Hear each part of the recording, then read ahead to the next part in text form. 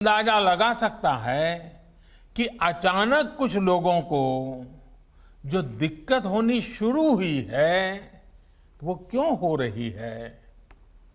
कई जगह ये भी सवाल उठाया जा रहा है कि अब कृषि मंडियों का क्या होगा। क्या कृषि मंडियां बंद हो जाएगी?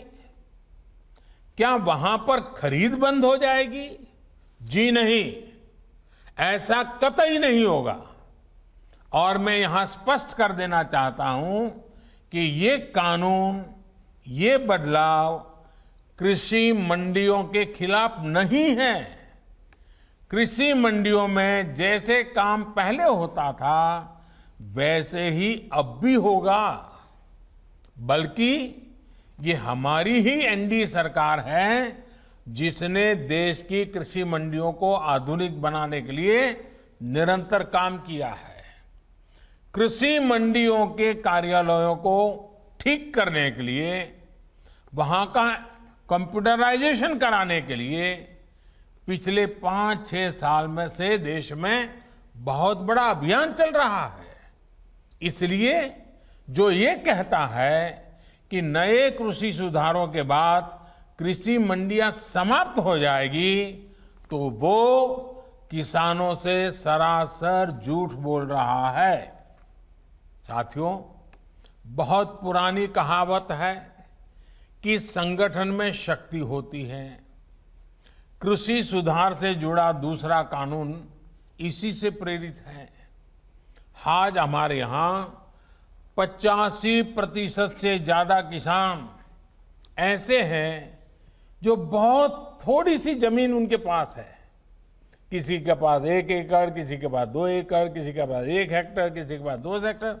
सब छोटे किसान हैं। छोटी सी जमीन पर खेती करके अपना गुजारा करता है।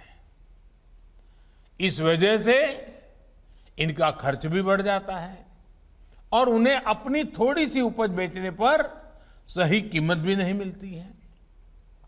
लेकिन जब किसी क्षेत्र के ऐसे किसान अगर एक संगठन बनाकर यही काम करते हैं तो उनका खर्च भी कम होता है और सही कीमत भी सुनिश्चित होती है।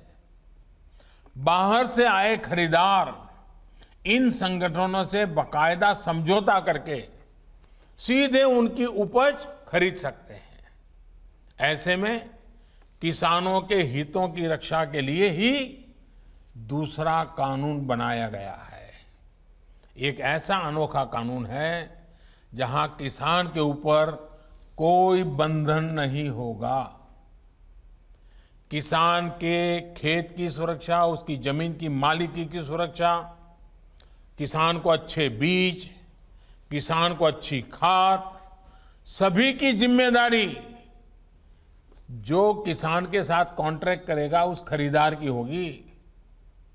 किसान से जो समझौता करेगा उस समझौता करने वाले की होगी।